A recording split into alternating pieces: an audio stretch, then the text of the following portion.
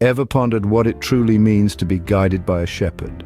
Let's delve into the imagery of the shepherd from the first verse of Psalm 23. The Lord is my shepherd, I shall not want. This isn't merely about a man guiding his flock. It's a profound symbol of leadership, protection, and provision. Imagine a shepherd, vigilant and caring, guiding his sheep through challenging terrains, ensuring their safety from predators, and leading them to nourishing pastures. This is the role of the shepherd, providing for his flock, guiding, protecting, and ever watchful. Now let's translate this into the spiritual context. We are the flock, and the Lord is our shepherd. In laying our faith and trust in divine guidance, we allow ourselves to be led. We find ourselves not wanting or lacking because we are under the shepherd's watchful guidance, safe, nourished, and cared for. With the Lord as our shepherd, we lack nothing. Opening, how about being led beside peaceful waters or onto the right path? Imagine being guided to a place of tranquility where chaos and stress are foreign concepts. Picture a serene meadow where you're made to lie down in lush green pastures. Visualize being led beside still waters, a symbol of peace and calmness. This is the spiritual peace that the psalm speaks of, but it doesn't stop there. The psalm goes on to say, He restores my soul. It talks about a spiritual revival, a rejuvenation of the soul. It's a promise of restoration, a renewal of our inner being, which is often burdened by the worries of life.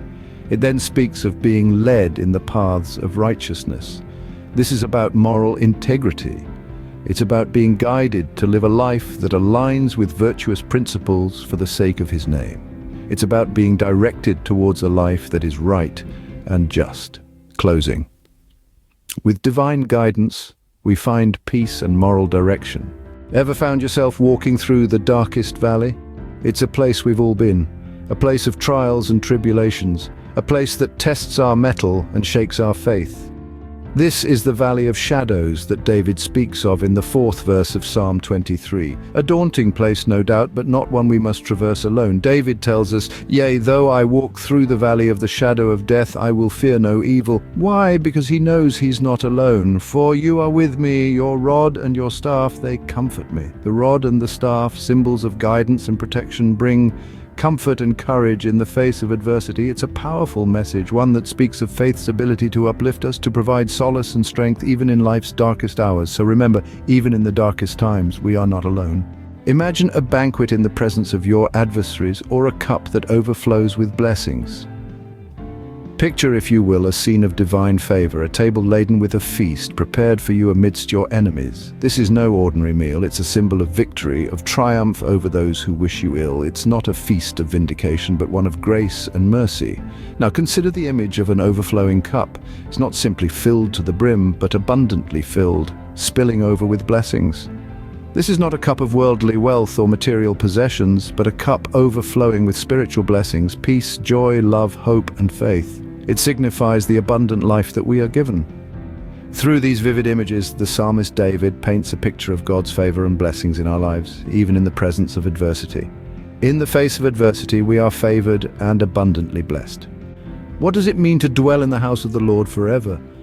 Let's ponder on the final verse of Psalm 23. Surely goodness and mercy shall follow me all the days of my life, and I will dwell in the house of the Lord forever. This verse contains a profound promise, one of eternal life and divine mercy that accompanies the faithful. To dwell in the house of the Lord is to be in His presence, to experience His love, His mercy, and His peace unceasingly. It's a promise of a spiritual home, a refuge, a place of rest and security. This isn't merely a physical location, but a spiritual state of being. Furthermore, the promise of goodness and mercy, following us all our days, is a testament to God's enduring love. It's a divine assurance that no matter what we face, His kindness and forgiveness are never far behind. With faith, we are assured of divine goodness and mercy and the promise of eternal dwelling in the house of the Lord.